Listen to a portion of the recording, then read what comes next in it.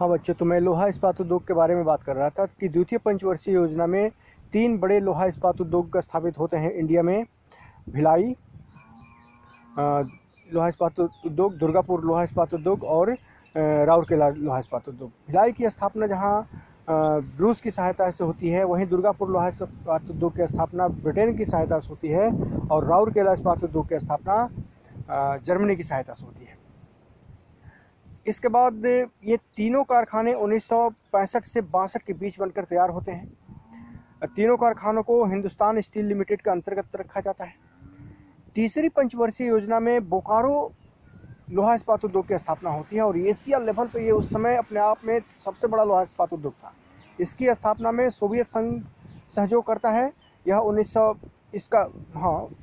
इस कारखाने का इस्पात उत्पादन 1974 से स्टार्ट होता है, लेकिन उस समय एशिया का यह सबसे बड़ा कारखाना माना जाता रहा था। इसके बाद क्या होता है कि 1978 में सार्वजनिक क्षेत्र के जितने लोहा इस्पात उद्योग थे उन सभी को एक साथ एक ही अथॉरिटी के अंतर्गत रखा गया था और इस अथॉरिटी का नाम दिया गया था steel authority of India limited, SAIL. Steel authority of India limited, SAIL, SAIL। और ये क्वेश्चन आपसे एग्जाम में पूछे जाते हैं कि सेल की स्थापना कब हुई थी? 1978 में। ये पूछा जाता है इसमें कौन कौन से कारखाने मतलब इसके अंतर्गत रखे गए थे। तो सेल के अंतर्गत ये सभी कारखाने जो द्वितीय पंचवर्षीय योजना और उसके पहले भारत सरकार के द्वारा बनाए जाते हैं, वो सारे के सारे रखे जाते हैं। वर्तमान समय में दुर्गापुर, राउरकेला, बोकारो, भिलाई, सलेम, ये सारे कारखाने इस सेल के अंतर्गत रखे गए हैं। दूसरा क्वेश्चन यहाँ आपसे ये पूछता है कि प्राइवेट क्षेत्र में सबसे बड़ा कारखाना भारत में कौन है? तो ये है TISCO, Tata iron and steel company. इसके बाद ये पूछता है कि टिस्को की स्थापना कब की गई थी ऑब्जेक्टिव में।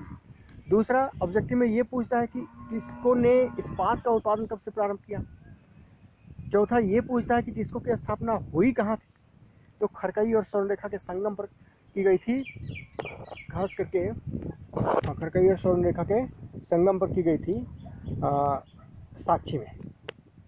इसके अलावा क्वेश्चन आपसे ये पूछता है कि टिस्को को लोहा इस्पात उद्योग कहाँ से मिलता है, लोहा इस्क जो है कच्चा माल वो कहाँ से मिलता है, कोयला कहाँ से मिलता है। इसी तरह से आपको कभी कभी पूछ लेता है कि राउरकेला को कोयला की प्राप्ति कहाँ से होती है।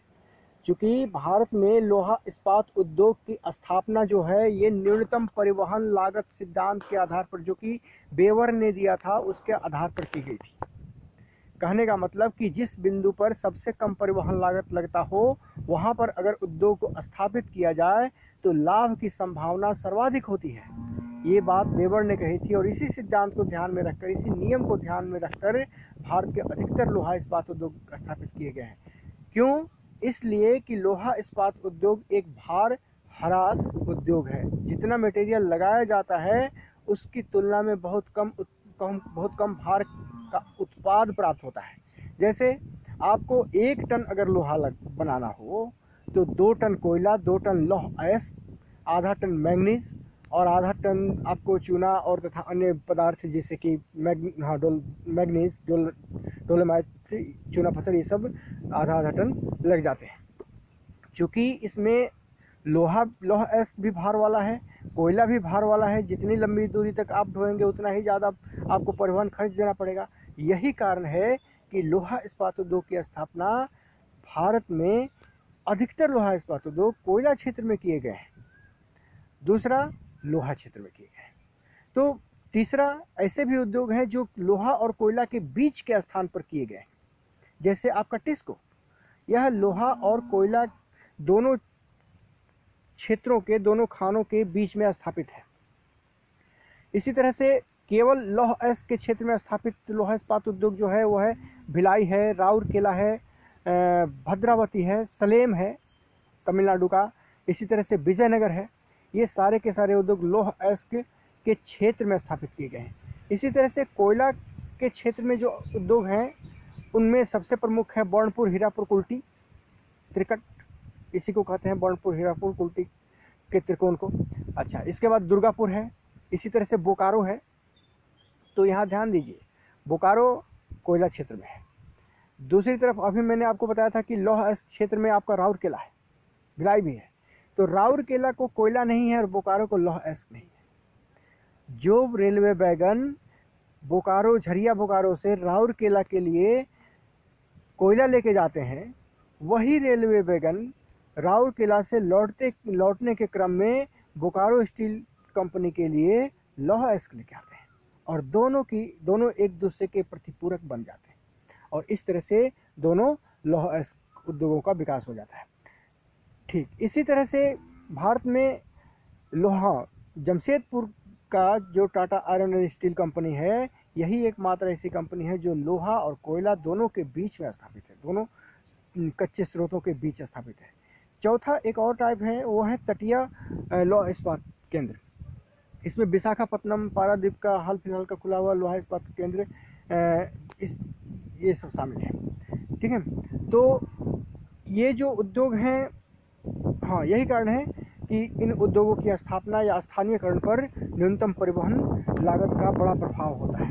अब हमें ये देख लेना है कि तो ये देख लेना है कि इस चैप्टर से इस स्थापना को लेकर कौन कौन से क्वेश्चन पूछे जाते हैं। क्वेश्चन ये पूछा जाता है कि भिलाई लोहा इस्पात उद्योग की स्थापना किस पंचवर्षीय योजना काल में होती, ये तो द्वितीय था। पूछा ये जाता है कि बोकारो स्टील प्लांट की स्थापना किस पंचवर्षीय योजना काल में हुई थी, तो तृतीय पंचवर्षीय योजना काल। किसकी सहायता से हुई थी, तो रूस की सहायता से हुई थी। तो यहाँ पर आपको ये जो 4 उद्योग हैं, भिलाई, राउरकेला, दुर्गापुर, ये 3 और चौथा है बोकारो, इस चारों को स्थापित करने वाले जो देश हैं, वो उनके बारे में क्वेश्चंस हमेशा पूछे जाते रहे हैं कि ये किस देश की सहायता से स्थापित किए गए हैं। इसलिए आपको इसको हमेशा एक के लिए याद रखना होगा।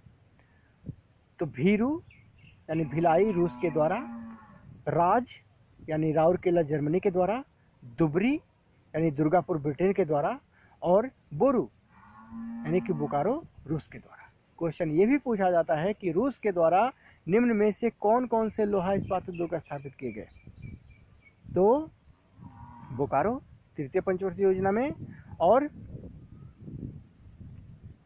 राउरकेला। और संयोग देखिए कि बोकारो का कोयला राउरकेला को और राउरकेला का लोहा बोकारो को जाता है।